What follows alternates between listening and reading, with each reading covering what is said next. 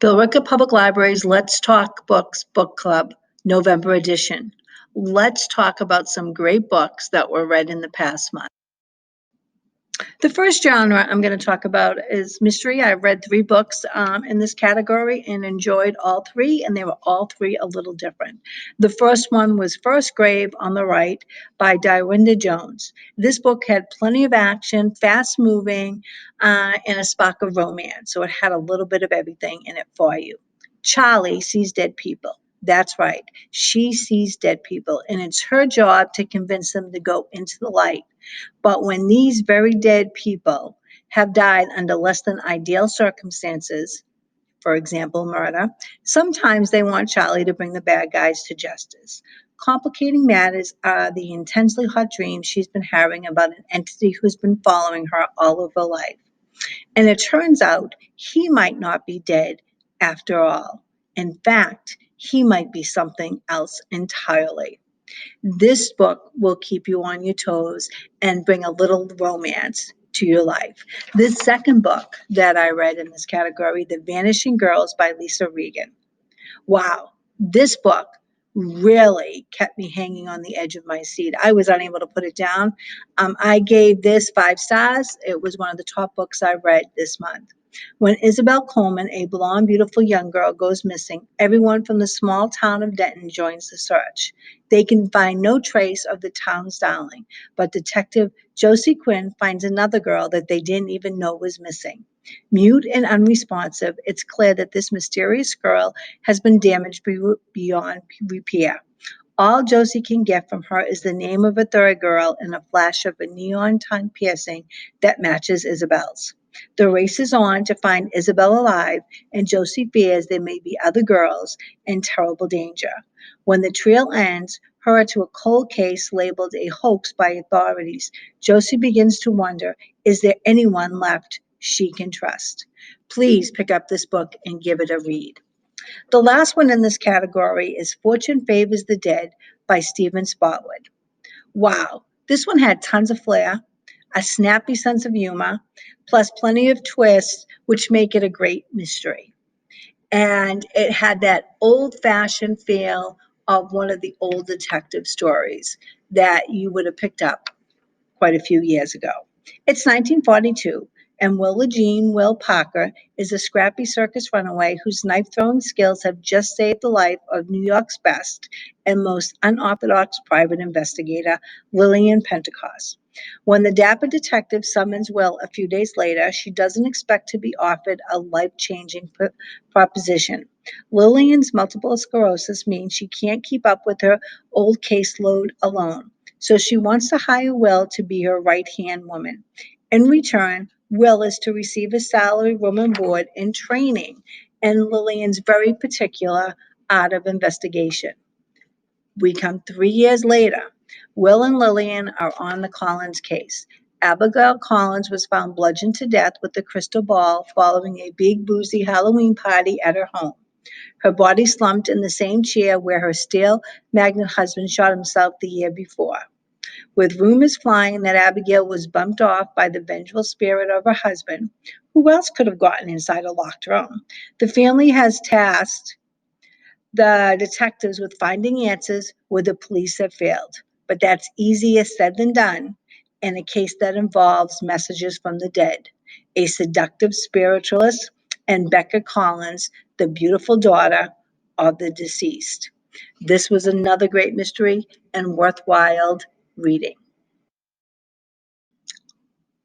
The next genre that we talked about was fantasy, and the first book in that genre was Children of Blood and Bone by Tony Ademi. This one was a great story with memorable characters. It really had you immersed in the African culture with these characters. The only thing is this book does end in a cliffhanger, so you really need to read the second book because this was the top book in the fantasy group that we read. They killed my mother, they took our magic, and they tried to bury us. Now we rise. Zilly Abillo remembers when the soil of Arusha hummed with magic, burners ignited flames, tigers beckoned waves, and Zilly's reaper mother summoned forth souls. But everything changed the night magic disappeared.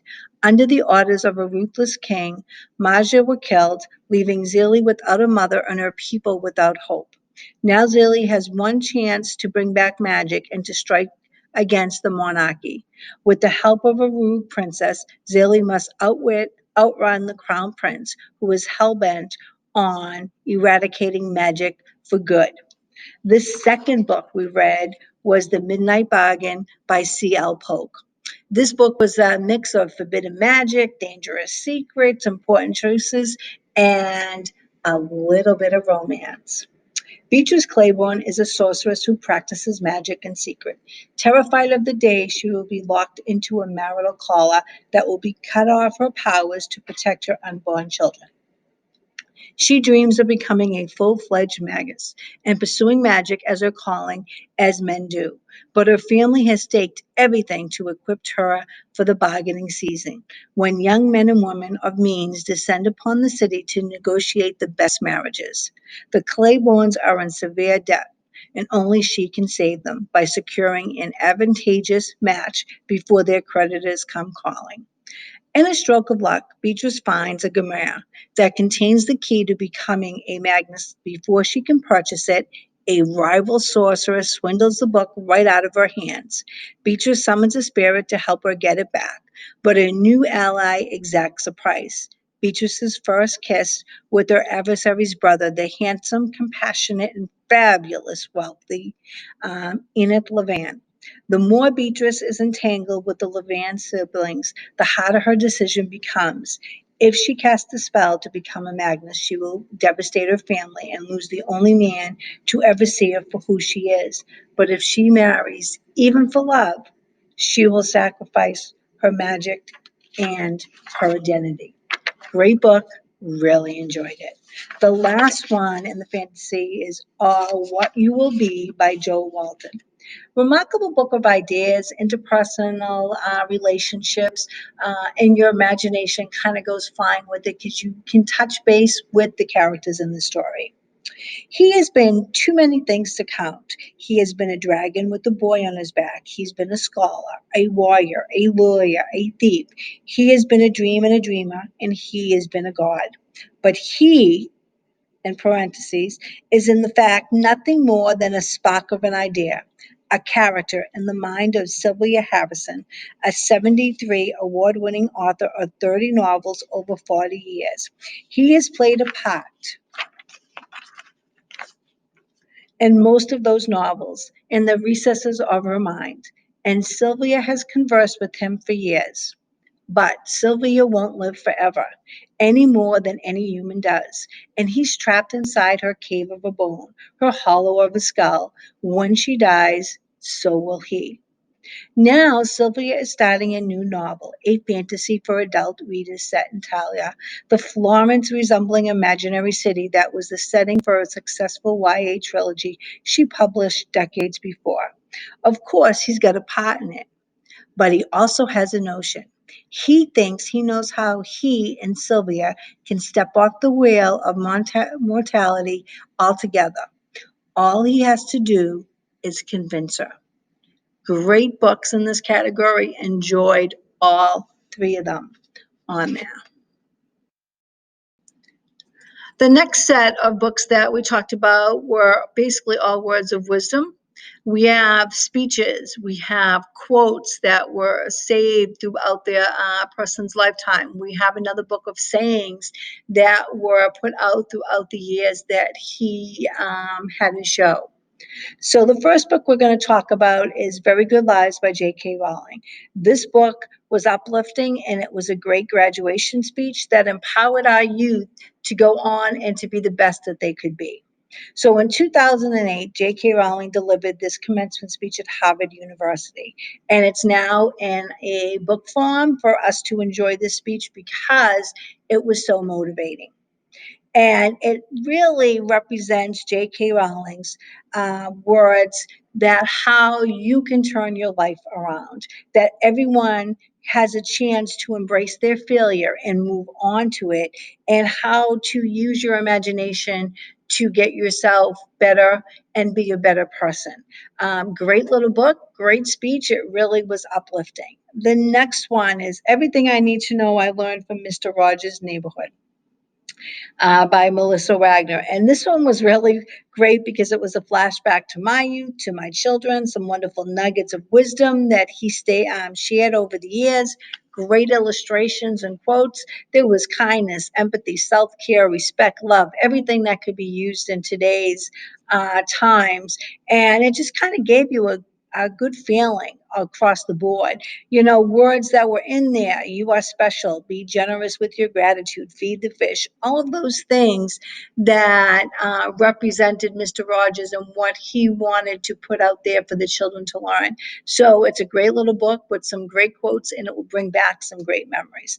And the last one we talked about was Expect a Miracle by Danielle Steele. This was not my favorite out of the three, and it was really kind of a journal type of book. So what it was Danielle Steele over the years. She had received a beautiful antique book from her grandmother, and she was all blank, all these blank pages, and she put down in it over the years quotes, things that kind of hit home to her. She would write down different things. It could be sentences, it could be something that she just came across from a magazine, short passages, pieces of poetry, all of that. And she compiled it and put it together in this book. So you're seeing all of the things that meant something to Danielle Steele as she was growing up. So she took the best out of all the notebooks that she has written over the year. And it's supposed to bring wisdom and humor and comfort and, above all, joy to everyone that reads it. This was my least favorite, but it was still something just to kind of go through and just kind of be uplifting a little bit about. The next category that we talked about was young adult poetry. And I brought this up. I was teaching a course and talking about poetry, and these were 4 poetry books that I came across that were worthwhile enough to bring into this book discussion group.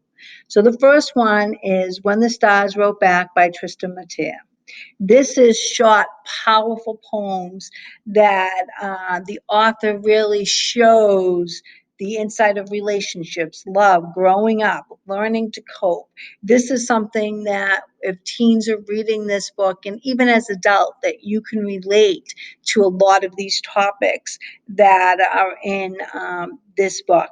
And the original artwork is absolutely beautiful that went along with the poem. So there's a lot of depth in the poems and a lot of clarity and seeing the connections and the illustrations that go along with the poems.